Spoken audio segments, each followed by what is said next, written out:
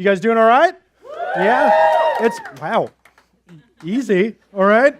Usually that's the 5 p.m. crowd, which is funny because it's like half or a little over half the number of people, and they're much louder than you guys are, but you guys are taking the cake today. Maybe it's because the 5 p.m.ers are in here because they want to watch the Super Bowl. And so, whoa. Easy, which you can still come at 5 p.m. We're going to end service early, and then we're going to watch the Super Bowl here. And by we, I mean a bunch of other people. I'm going to go home because there's no telling when I might have another kid. Not me, even though it may look like it. My wife might. And so we're not going to hang out here and hang out with you, but we're going to watch the Super Bowl. So Chris isn't lonely. Come and hang out with him, and he would like that, and he'll give you a hug or not. And so we're starting a brand new series, The Road. And by the way, give it up for Kevin Miller today, our host. He got up here, and now they don't know the titles of what their name is going to be each week when we have the new host. And so he got up here and he looked at it. He was like, I have a license for these guns, host. And so I was waiting for him to be like, the connection card in the lobby's that way. But he didn't, and so maybe third service he will. We'll see. First service, not so much. And speaking of being out in the lobby, as we start this series, you'll see like an Instagram frame thing out there. We want to make sure that we just kind of have some fun during this series as well. And so you can stop by there and take a picture with you and your friends and dress up and act ridiculous and then just hashtag it. That's the numeric symbol for some of you guys who might be a little bit older and don't know what a hashtag is. What's this? I tell my mom all this stuff, and she's like, what's tweetering and stuff? So we're hashtag, the numeric sign, The Road. And so on Facebook and Instagram and all these things, and we'd love to see those. And so post those to the Forefront Facebook page and all that.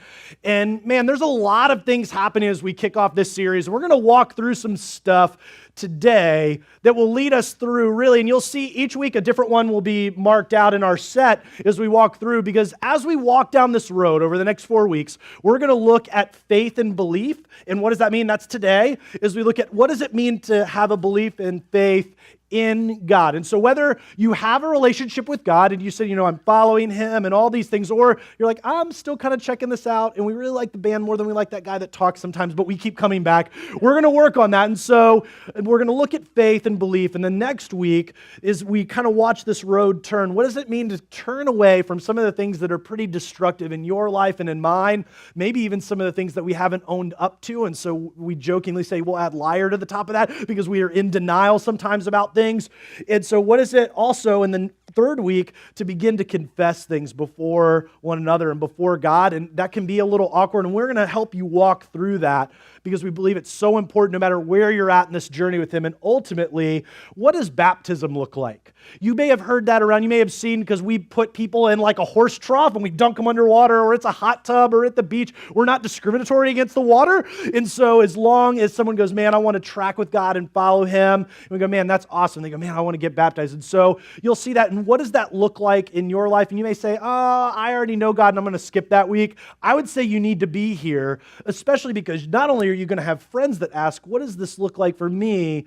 But also for you, because you may have never been baptized, but you've kind of been walking and tracking with God. And so I love that we get to go through this series, because ultimately, as we walk through all these pieces of this journey and this road, we want you to be someone who lives this life out and shares it with other people.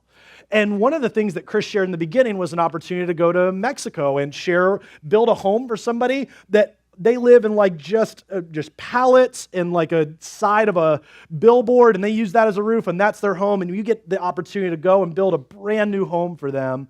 But we also have a team that's going to be heading to Vietnam, and rather than just me sharing with you, I'd love for you to hear some of the people that have been there, because I think there's some of you in this room who go, man, I'm not sure about this God thing, or maybe you kind of are, but ultimately we would go, man, I want to track with him and give my life away to other people. And so why don't you take a minute and check this out? I have a hard time summing up exactly why I come here every time. It's hard to put into words. There are things that have happened here that have just changed who I am, and it's nothing that you can see in a picture or hear in a story or watch in a video. I didn't have to bring any special skills or anything like that God was the one who was going to do everything. And it really, it changed my life. All it takes is being willing to follow him and being willing just to sort of surrender and say, I'm going to go whichever way, God, you tell me to go. He's just doing some amazing things. He has transformed my heart and my life through coming here.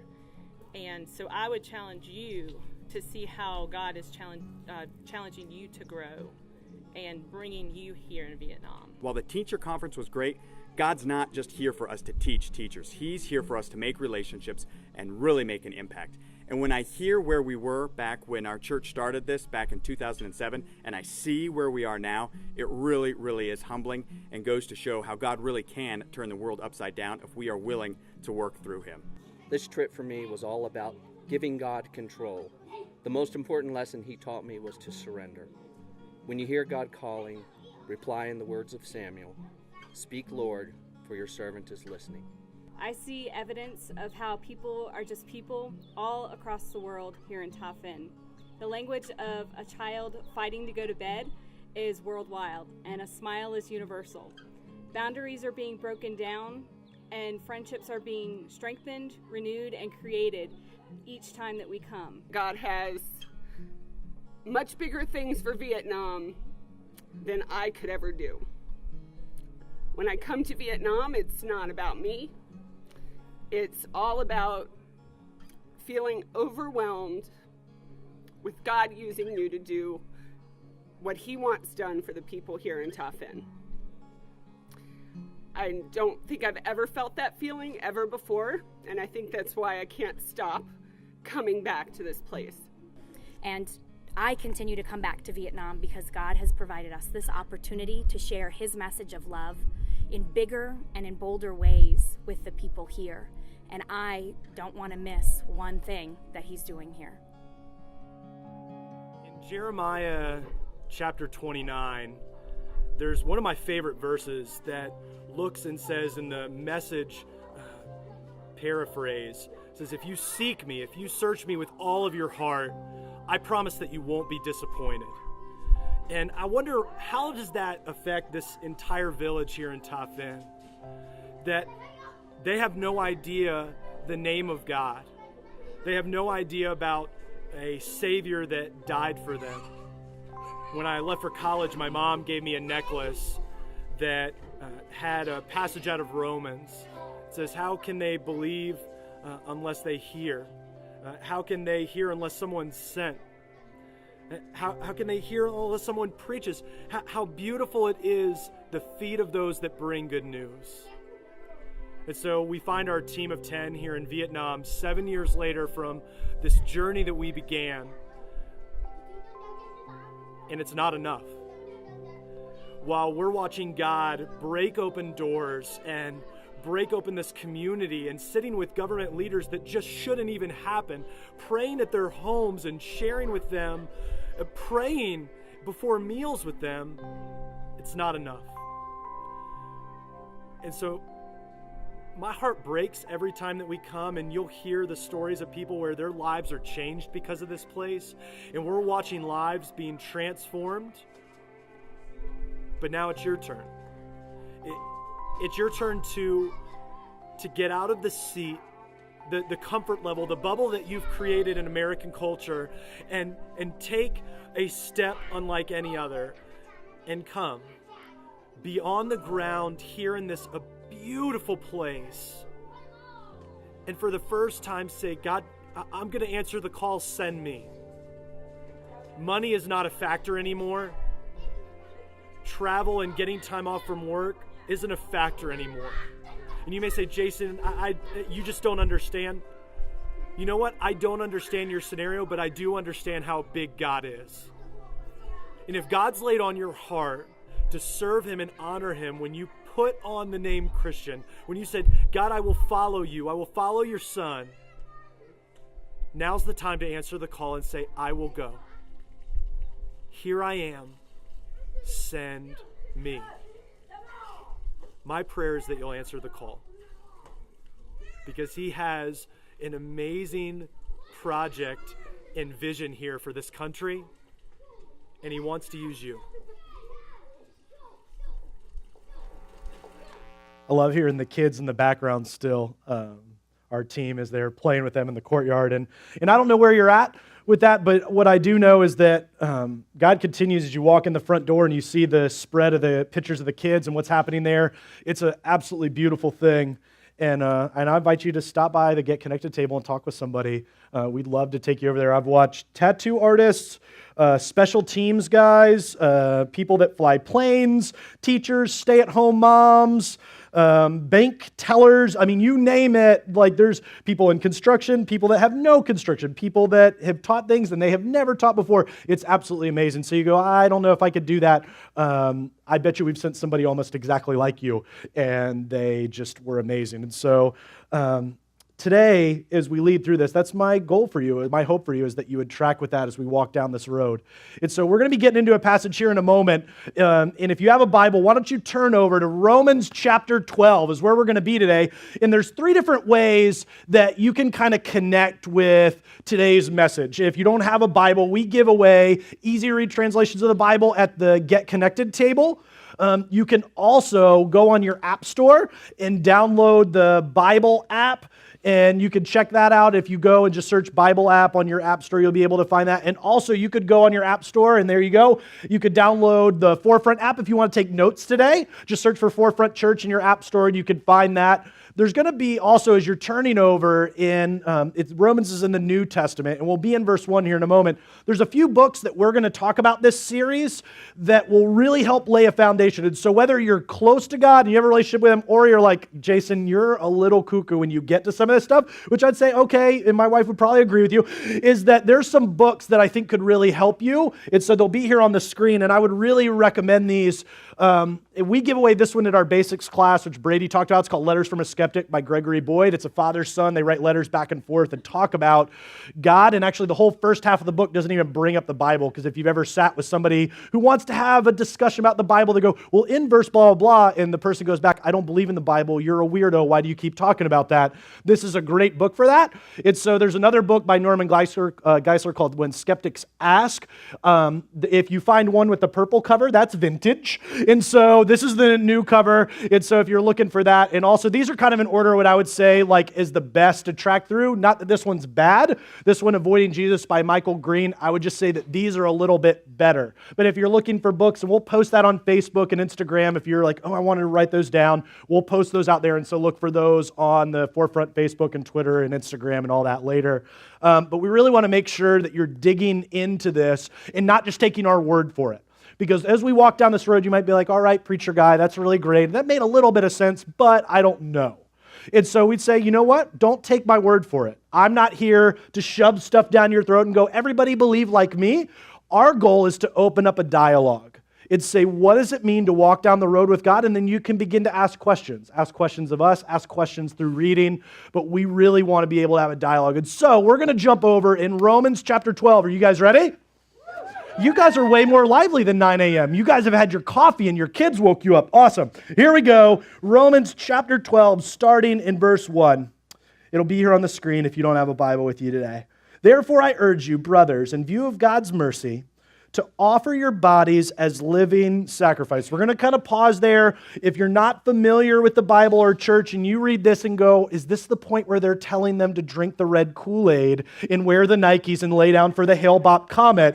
The answer to that is no, okay? So if you're like thinking any of that kind of stuff, when you read living sacrifices, this is not what it's talking about.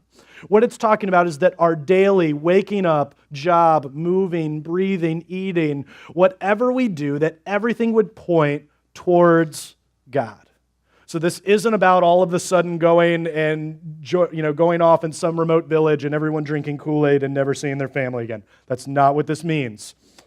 Holy and pleasing to God, this is your spiritual act of worship. So this is saying your day-to-day life.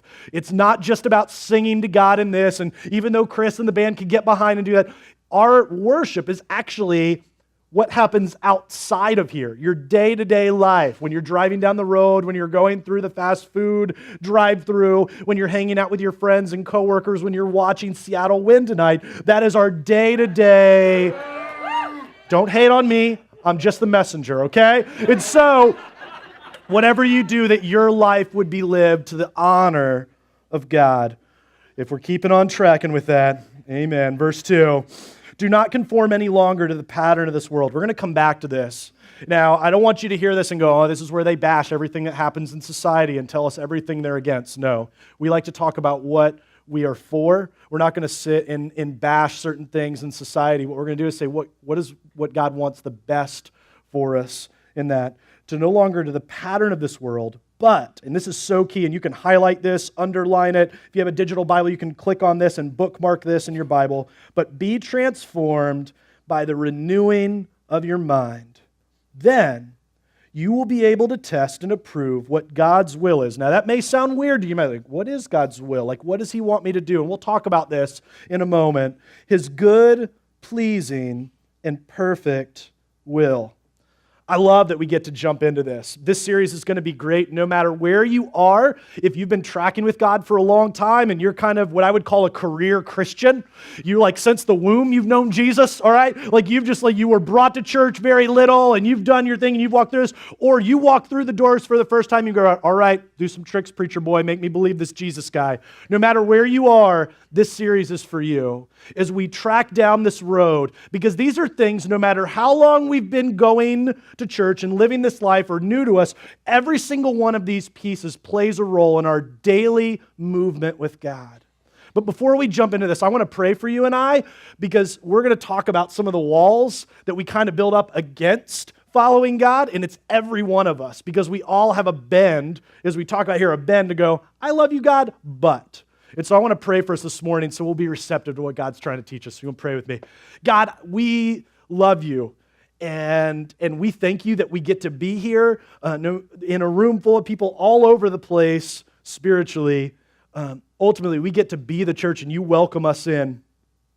And while we're all messed up, while we all make mistakes, you love us exactly where we're at, but you don't want us to stay there and just keep spinning our wheels.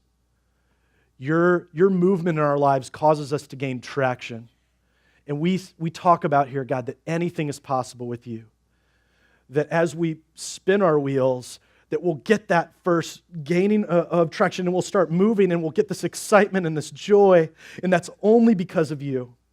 And so as we walk over the next 4 weeks, God, walking down this road, this journey, will you break down any barriers that are causing us not to listen because we're angry, because we're bitter. Maybe we're hurt by a loved one, or we've been hurt by church or a Christian before, and so we build up these huge, tall walls that we've never told anyone about, but you know. So right now, crumble those, move those to the side, and let us listen with fresh ears and an open heart to what you're trying to tell us. It's through your Son we pray all these things together. Amen. Now, I know we've all just closed our eyes, but I want to challenge you a minute, and we're going to walk down. How many of you guys have ever flown before? Okay, show of hands, yeah? All right, so quite a few of you. And what I want you to do, and you might be a little uncomfortable with this, I promise nobody's going to reach into your pocket and steal your wallet, is close your eyes with me. Because I think sometimes we can get distracted. There's screens and lights and things, and luckily this week we don't have lights flickering and going crazy. Keep it going, God. And so close your eyes with me, and I want to walk you through something. All right, everybody's eyes closed. All right, this is where we get your wallets. Just kidding. And so you've gotten off the plane. Okay, you've landed it, or if you took your trip there, maybe you went there and it was great, maybe you went there, it was awful, maybe you only had to work an hour and play golf the rest of the time, but you've made your way back and you go to the carousel and you've wrestled through the lines of people and you've gotten your bag off the carousel and you make your way to your ride or to your car and you know immediately. It's almost like you could get home with a blindfold. You get on the highway and you work your way to your house and you work through the neighborhood and you pull in the driveway and everyone greets you. Now, I want you to keep your eyes closed. Let's rewind that. And so you get off the plane and you go to get your bag and you go to reach for it and you just can't seem to grab it with your hand. It's almost like you thought you were left-handed, but now you're right-handed. And so you get your bag and you seem very confused and you feel weird and you go out and you wander around the parking lot because you haven't quite found your car. But you find it, and as you get in, you realize the steering wheel is no longer on the left, but it's on the right. And you go, this is odd. I didn't leave it this way. And so you get behind the wheel and you begin to drive and people are honking at you like a madman or woman because you're driving on the wrong side of the road even though you think that it's right. Now you're on the right side, but they keep honking at you and moving to the left, so eventually you make it to the left. But when you turn the wheel to go left, it goes right.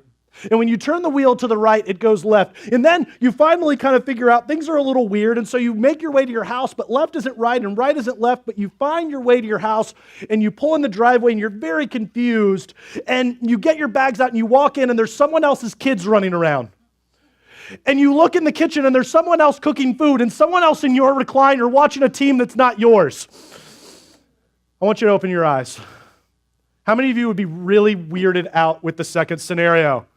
Yeah, if you didn't raise your hand, I want to talk with you after service. Because that's weird. That would be really weird. Right? Like you come home and it's not what you know, and you get in the car and you're like, the steering wheel, wait a second, it's over here. I'm not in England. And then you move around, you're like, left is right and right is left, and I don't know what to do. And then I walk into a house that's not mine. And for many years, you and I have been moving through what I would like to call, well, wrong thinking. Now, this is where usually walls go up and go, you ain't going to tell me I'm wrong, Jack, because I know that I'm right, because all of us believe that, okay? If you didn't believe you were right, you wouldn't hold that opinion. Okay, so everything that you know and everything that you hold is right to you, and so you would argue why it's right. If we sat down across a table and we were sitting face to face, you go, no, Jason, this is why I'm right, and this is why it's true. And I would say for a lot of what you believe and what I believe is the wrong baseline, and I would say that you and I are wrong. Now, this is where people, again, the defenses go up, and they go, okay, Pastor Guy, well, why? Why am I wrong? And I would say this, is that we live in a world where lies and half-truths abound. That you and I don't necessarily have to get off. We have this baseline, okay? And we're going to refer to this a lot today, a baseline of thinking. Your life experiences, mom, dad, grandpa, aunt, uncle, whoever you grew up with, the friends that you hung out with who you believed more than mom and dad, and so that formed your identity and what you think and how you feel, and mom and dad told you something and you didn't like that, so you went to John at school in the 10th grade, and John told you something that you thought was awesome, and so you said, that's where I'm going to think, and mom and dad are dumb, and you're going to get to 40 and go, mom and dad were right, I hate John. And so, no matter where you, and I totally get it, and it's fine, but you have a baseline. Every one of us, no matter if you're 6 or 160, we have a baseline by which everything has defined how we think, move, and breathe. And I would contend that a lot of what we've done, we may have robbed a few of the great baseline things that God put in place, and we've stuck them in ours and go, now I'm good. But we have many things in our baseline that just aren't accurate. And this is where it gets a little Star Wars-esque, okay? Where the people get into like the Force and these and all this stuff. And so, and I would say that the people liken it to this, and I understand if you're not there yet. And so I want to, before we get into this next piece, I want to give you a pass. If you're not ready, if you're going, I can kind of hang with this God guy, I think, and you've talked about this Jesus guy, and maybe you guys have talked about Jesus different than I used to hear, and so I'm tracking with that. It doesn't seem like this list of rules and regulations, but Jesus wants what's best for me. But then we're going to talk about this entity, this guy, this what we would say Satan or the devil. And as soon as we do that, we get pictures in our head. We get all kinds of pictures. Maybe for you, it's the angel on one shoulder and the little guy with the horns, and what's he holding? The pitchfork, yeah, and he's dancing around, this is why you need to choose this. And we think this cartoon thing, you got that for free today. And so you got this cartoon angel on one shoulder, this demon on another shoulder, or if we're a little older, if you're tracking with me, you're thinking George Burns, right? And he's smoking a stogie, and he's sitting around doing his thing. If you go, who is George Burns? What's happening now? Google's a beautiful thing, and you do know about that, and so you can look that up. And so, and we have these images, these ideas, and usually when we think about Satan or the devil, he ends up turning much more into a punchline than he does about someone who is real. But the fact is, and we believe this, and this is where I give you a pass if you're not there yet. At Forefront Church, we believe in God. Believe that God, that He is the creator, and we can talk about whether that was 6 literal days or longer days and all those things, because there's plenty of people who would battle through that, and I understand that. We can still agree to disagree on things and how that all happens, so don't derail now. But we believe in God, that He is the one in control of all this, no matter how that was orchestrated, that He made man, that He made woman, that was walking around and everything was perfect and we were walking around and everybody was wearing not clothes and that was good, okay? Now, I'm kind of glad that's not happening today because this would be real awkward, all right? Not just for you guys, but for me. It's dark, but it ain't that dark, all right? So I can see some of you. And it just be weird. And so I'm thankful. And so we walk through this and we see that God created all this stuff, and that sin enters the world. And the reason that sin enters the world is we have Satan. We have the devil. And again, I'm giving you permission. If you're not there yet, maybe you'll get there at some point. But that we believe that Satan, the father of lies, is real. And what the books that are this collection of the Bible teach is that Satan was an angel who wanted to be like God. And so he said, I want your power, I want your stuff. And he goes, there's only one of me. You can't be him. And because of that, he was leading basically an insurrection. And I don't know if you get it, if you've tracked with any Bible stories, you've watched any Bible movies, you have any idea about God, that doesn't work out well for people. Whether you're an angel or a person, going against God ends badly. And so he says, all right, if that's what you want, you can't be here. And so Satan spends the rest of his existence going, I want to see how many people I can derail from following him. And so he convinces us of lies and half-truths. And here are some of these. And you may agree with some of these and not yet be tracking where it comes to Satan and the devil. But if you begin to track with these, I would contend that you begin to go, oh, wait, there is evil in the world. Where does that come from?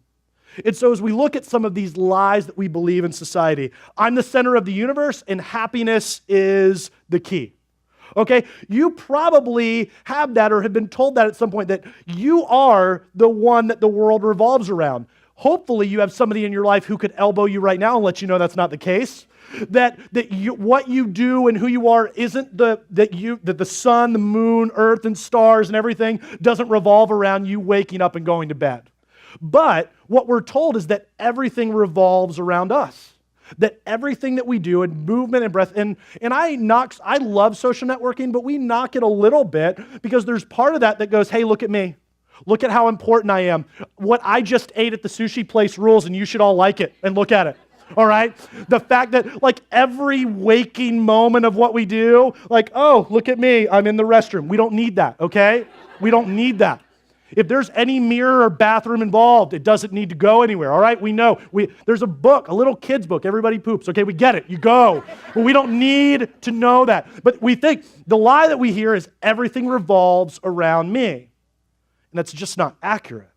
It's just not true. You could die today, and I love you. Oh, I came to church and I heard that awesome. Like you could die today and everything's going to keep moving. The Bible teaches that our existence is like, it says, a handbreadth, that we are here and we're gone. And so what we do in this life matters not just for this life, but eternity. And so as we look at this lie that we think that the world revolves around me just isn't true. Everything rolls back up to point to God, and this is God's story. Another lie that we see is successful jobs and lots of money and stability is what matters. You may have heard this growing up. That, oh man, you get that right job. And now I'm not knocking college. I went to college. I think people should go to college. Or maybe for the occupation that you're chasing, you need to go to a vocational school or whatever. Or maybe you just go, man, I could start this up and be fine. But the idea that's taught, and I love American culture, I love the American dream, that anybody that has a dream can succeed. But is the ultimate goal of being successful and having lots of money the aim of our life? Well, we're told very early on that we need, and what generation after generation tries to do what? Provide better for their kids than they had. Yeah.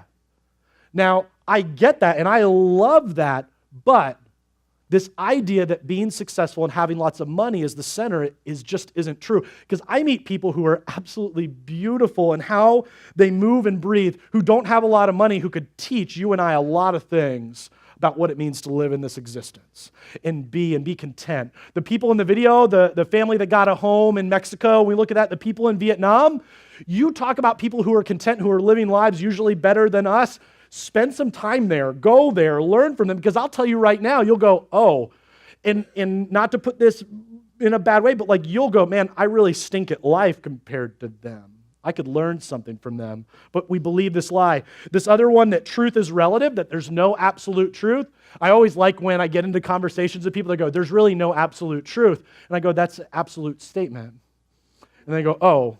Well, what I mean is, and they backtrack and walk through it. And so you might be, I'm a thinker, and so we walk through some of those pieces, and we would say that everything's kind of relative. What's good for you is good for you. What's good for me is good for me. Most people wouldn't say that's the case if we said, oh, it's okay to kill people then because that's good for me. And they go, whoa, time out. Well, that's not what I meant, because there's a moral guideline that I believe, because we come from a creator that instills that in us, that there is a guideline, that there is a roadmap for how he has designed us to move in and out. And you might ask, well, where does that come from? That's why that first book that I showed, this Letters from a Skeptic, what does it mean to have right and wrong and good things happening to good and bad people, and why is that the case? And you may say, oh, well, it's because we were formed in these cells, and then eventually they came up in place. And I would argue with you that you couldn't throw a bunch of Ford F-150 parts into the woods and come back a million years later and find a Ford F-150. You don't have it, that there is a creator that knit us and designed us exactly the way it needed to be. And the laws of science even marry this, that we would say that there doesn't come from chaos order, but that from order moves to chaos, because that shows that there's design and a designer. And so when we look for this idea that truth is relative, and where does that come from? You and I know, even deep down, if you don't believe in God today, there's certain moral pieces that you go, I wouldn't do that.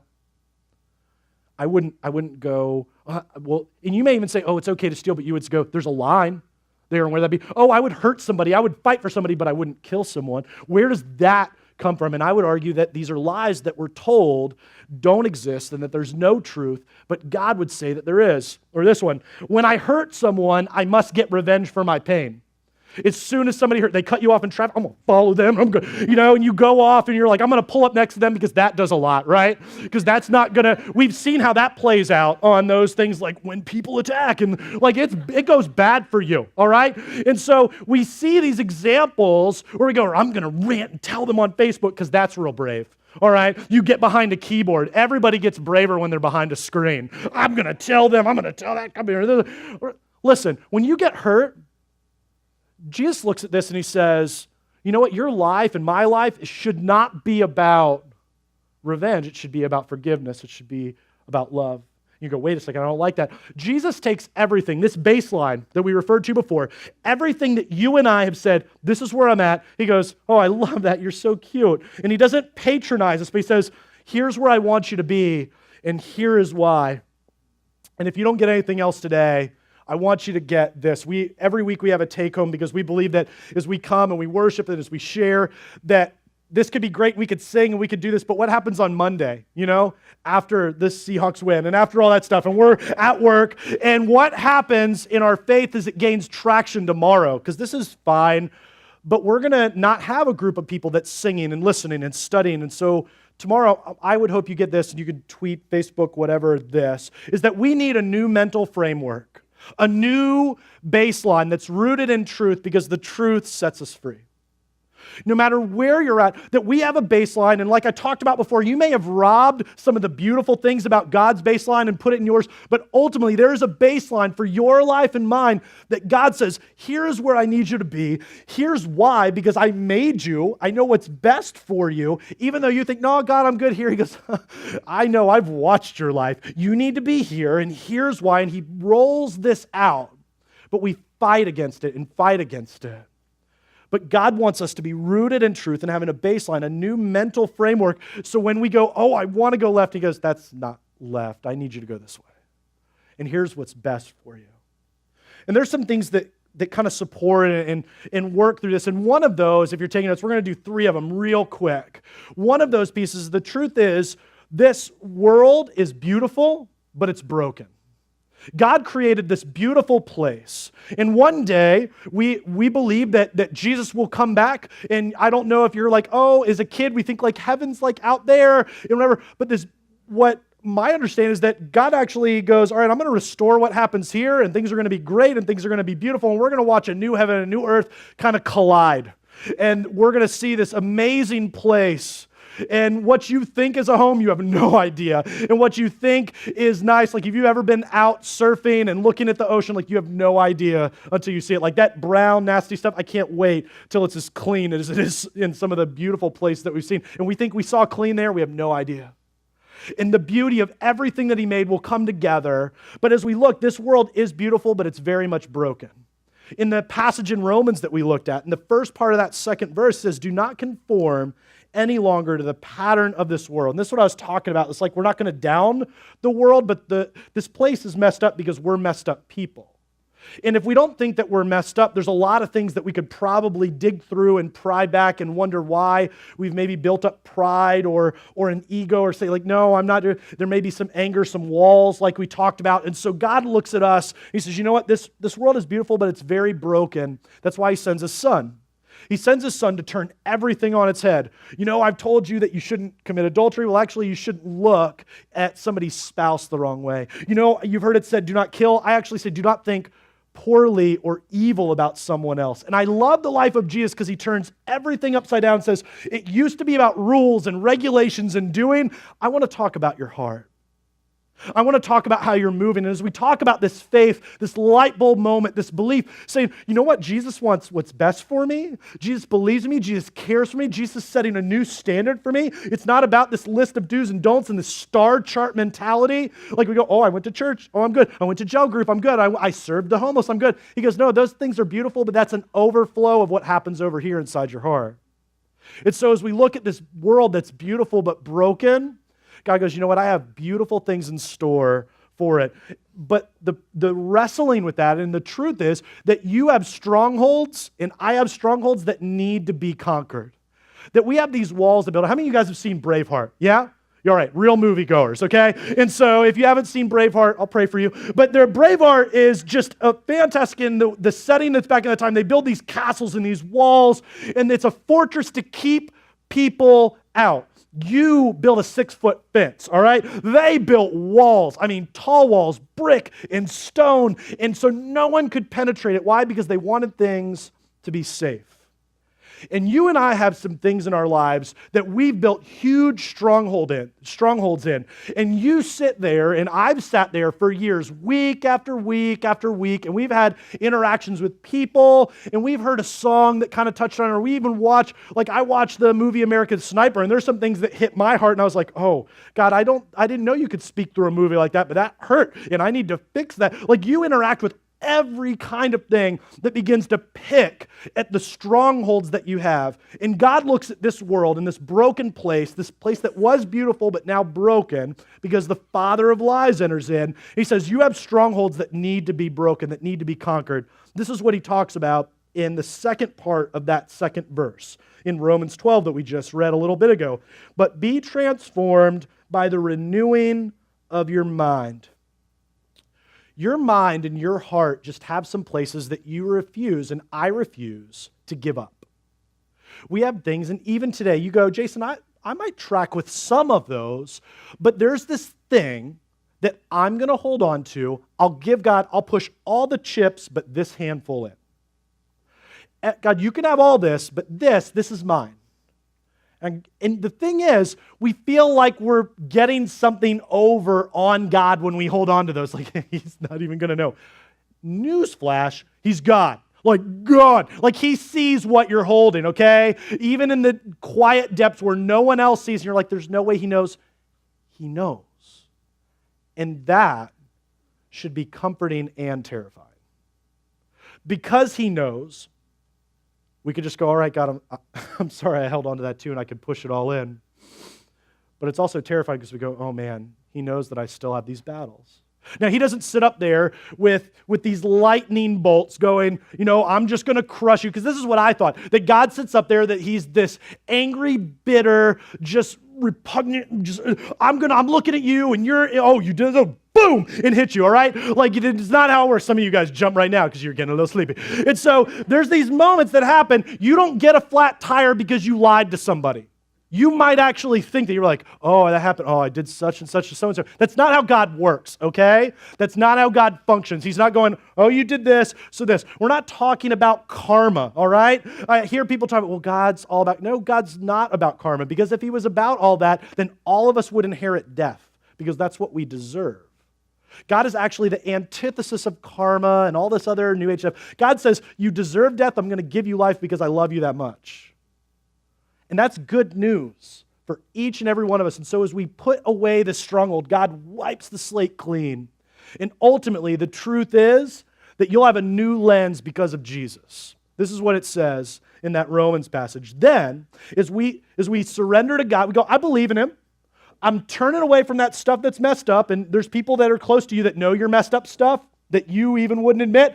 And all right, I'm going to talk about it. I'm going to say it out loud, because once you say it out loud, then it's for real. And I'm going to surrender my life to Jesus, and I'm going to go, you know what, God, you can have everything, and I'm going to surrender my life to you and be baptized. As we walk through that, we have a new lens in him. It says this in the back of that passage. We'll be able to test and approve what God's will is.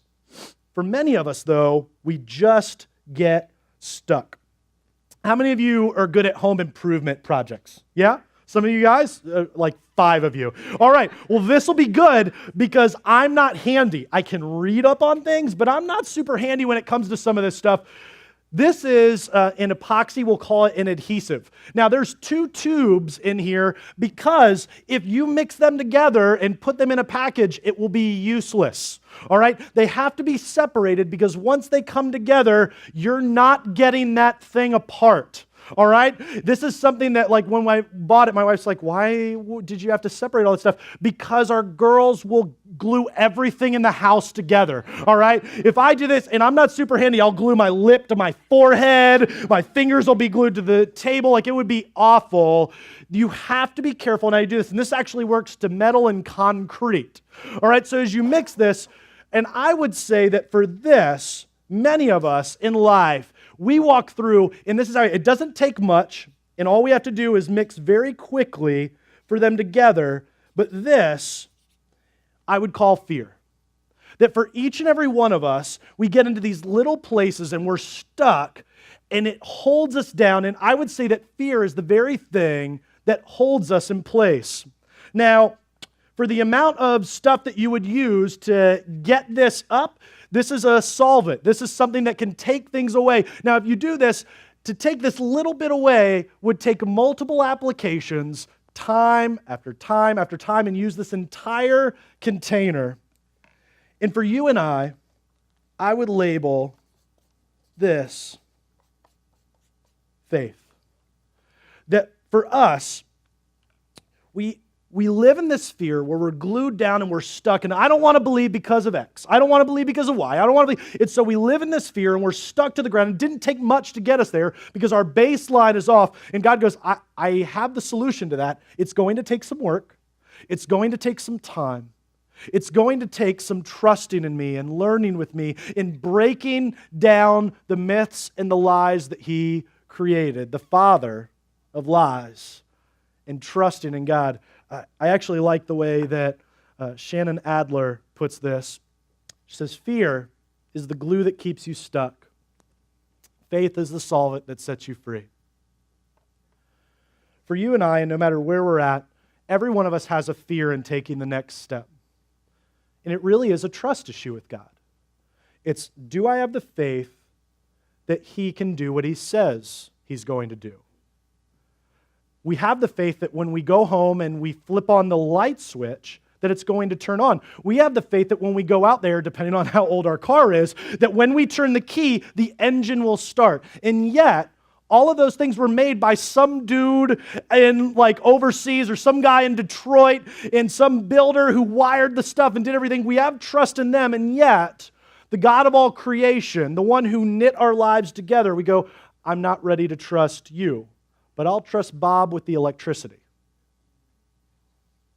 For you and I, my hope is that we'll begin to embrace faith, that we'll begin to clean up all of that baseline that we believe is true, and to begin to put our faith in a God and a new baseline, a new mental framework. And truly, you and I need it, one that's rooted in truth, because the truth will set you free. Why don't you pray with me?